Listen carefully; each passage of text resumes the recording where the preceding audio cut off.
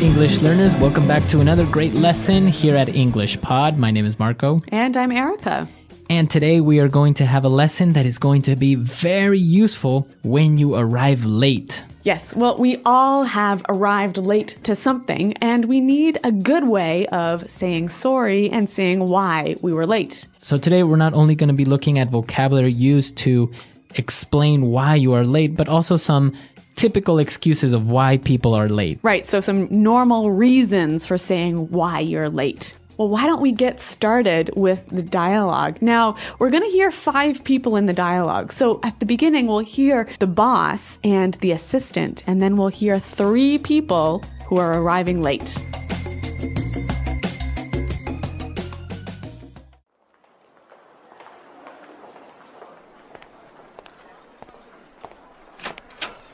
Where's everyone? We were supposed to start 15 minutes ago. Jo called and said she'd be here in a sec. She said she got tied up with a client. Sorry I'm late, everyone. Oh, there was a huge traffic jam on the highway this morning. Morning, everyone. Were you stuck in traffic as well, Jess? There was a huge pileup on the highway, and traffic was backed up for miles. Scott just called and said that he's running late. His last meeting ran over, but he's on his way now. Guys, this is not acceptable. If I say the meeting starts at 10, the meeting starts at 10, not 10:01, and definitely not 10:20. All right, let's get started. So the first thing I want to talk about is I'm really sorry, everyone. I know I'm late, but really, it's not my fault. I was getting a coffee at Starbucks, and the line was way too long. I was waiting for 20 minutes to get my coffee. All right, so, well, good excuses in general, except the last one. I don't think that's such a good excuse of why you're late, right? Yeah, I don't really think if I was the boss, I would be very happy with this employee. Yeah, I don't think coffee is that important. But some of the excuses were good, and some of the language they used to describe the excuses was really great. So let's look at that now in language takeaway. Language takeaway. All right, on language takeaway today, we have 4 words that we're going to be looking at. And well, let's get started with the first one. So Jo called the office assistant and explained that she will be late because she got tied up with a client. To get tied up. So I got tied up with a client. All right, this is a really common reason for being late, but why don't we listen to some examples to help us understand what it means? Example 1. Sorry I'm late, honey. I got tied up at the office. Example 2. I was tied up on the phone all afternoon and didn't get any work done. Example 3. I got tied up in traffic on the way here. All right, so if you get tied up, it means that you get busy with something that you can't avoid. Right, you're busy with something that's so important, it's like you are tied by a rope to that thing. Okay, I got tied up. I'm sorry, I got tied up. Yep. All right, now, the first person that arrived to the office will explain that there was a huge traffic jam on the highway. A traffic jam. A traffic jam. A huge traffic jam. Now, we understand traffic, right? Mm-hmm. Cars, a lot of cars. Yep. So a jam, it means that it was like blocked. It was stopped. It was stopped. Yep. There were a lot of cars on the highway and they weren't moving. So a huge traffic jam is a very big stopping of cars. Now, our next word explains why sometimes there is a traffic jam.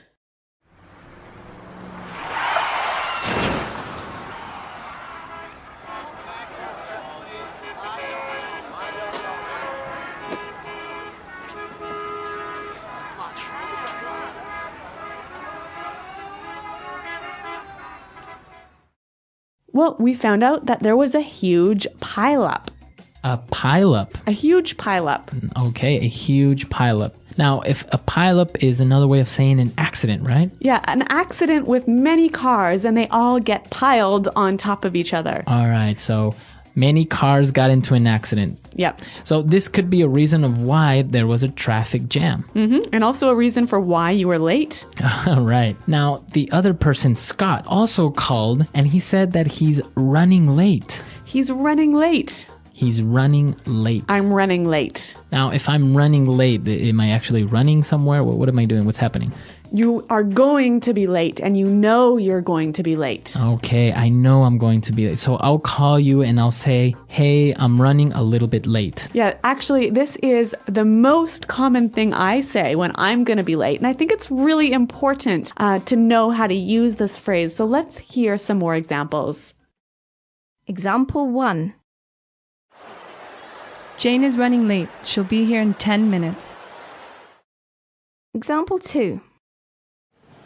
Traffic is really bad, so I'm running late. Example 3. I'm running a bit late, so please start without me. All right, perfect. So running late, a very common way of explaining that you're going to be late, and well, it makes you sound very native. Yeah, it's a great phrase. Now, our last phrase, what we heard, the reason why Scott was running late was because his last meeting ran over. Okay, to run over. My meeting ran over. Now, ran over, my meeting ran over, it means it went too far? Well, when something runs over, it goes longer. Okay, longer than expected. Yeah, so a meeting can run over, or an appointment can run over. So I can say, my meeting ran over 15 minutes. I'm going to be a little bit late. That's right, a great excuse. Very good. 5 great words, and well, I think it's time for us to listen to this dialogue and understand these words as they were used in the dialogue, and then we'll come back and take a look at more phrases.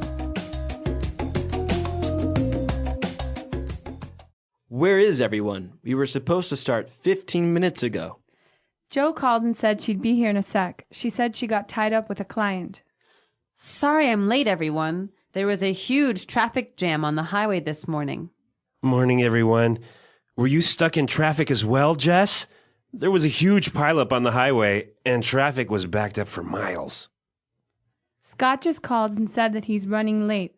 His last meeting ran over, but he's on his way now. Guys, this is not acceptable. If I say the meeting starts at 10, the meeting starts at 10, not 10:01, and definitely not 10:20. All right, let's get started.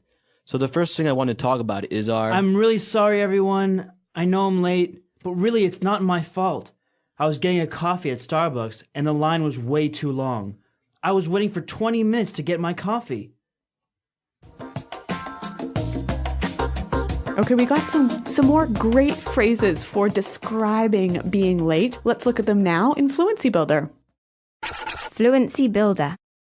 When Joe called, she said she'd be there in a sec. I'll be here in a sec. I'll be here in a sec. So when someone will be here in a sec, it means they'll be here very soon, right? Okay, I'll be here in a sec. I'll be there in a sec. But what about this word sec? It's a short way of saying second. So S-E-C. A sec. Now, it's an exaggeration, obviously, because you won't be there in 1 second. But you're just explaining that you'll be there very, very soon. What about the difference between I'll be here in a sec and I'll be here in a minute? Well, if you say I'll be there in a sec, it means like I'll be there in 1 minute, right?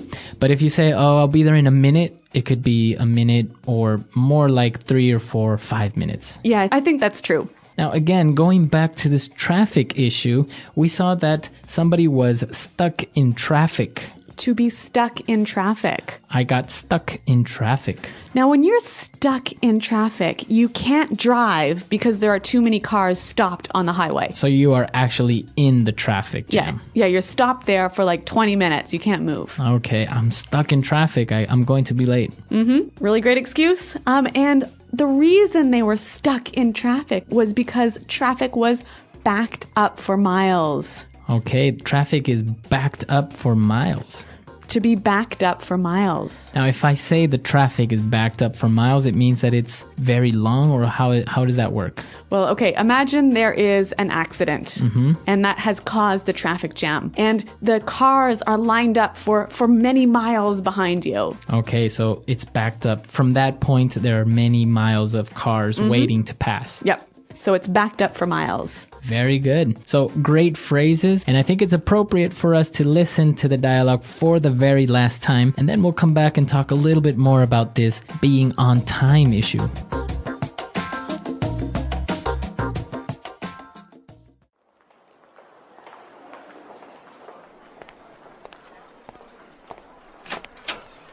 Where is everyone? We were supposed to start 15 minutes ago. Joe called and said she'd be here in a sec. She said she got tied up with a client. Sorry I'm late, everyone. Oh, there was a huge traffic jam on the highway this morning. Morning, everyone. Were you stuck in traffic as well, Jess? There was a huge pileup on the highway, and traffic was backed up for miles. Scott just called and said that he's running late. His last meeting ran over, but he's on his way now. Guys, this is not acceptable. If I say the meeting starts at 10, the meeting starts at 10, not 10:01, and definitely not 10:20. All right, let's get started.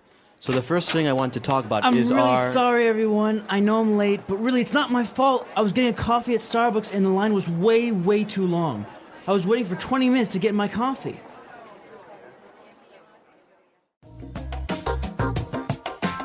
Well, Marco, I know that ideas about time and ideas about being late are different in different countries. Yeah, in different countries, people treat time or being on time in different ways. Yeah, like I'm from Canada and I look at being on time really different than you do, right? Yes, because for example, if you call for a meeting at 9 o'clock, Yep.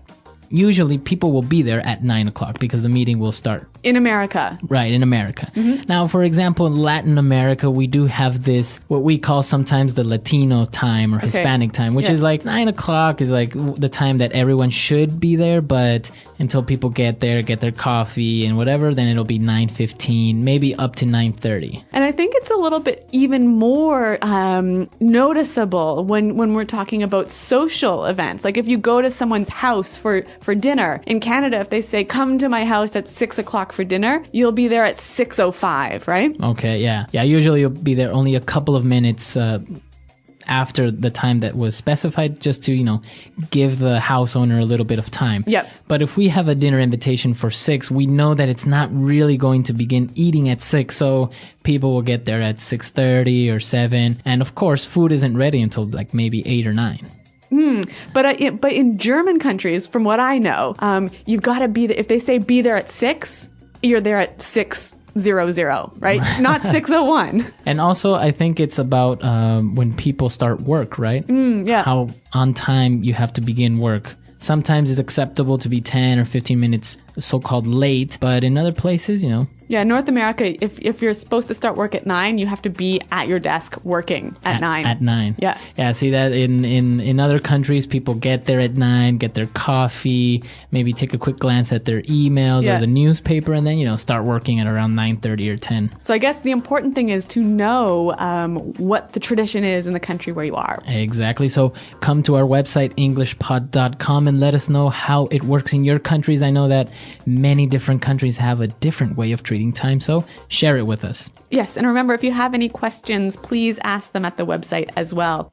We're out of time today, but until next time, thanks for listening and goodbye. Bye-bye.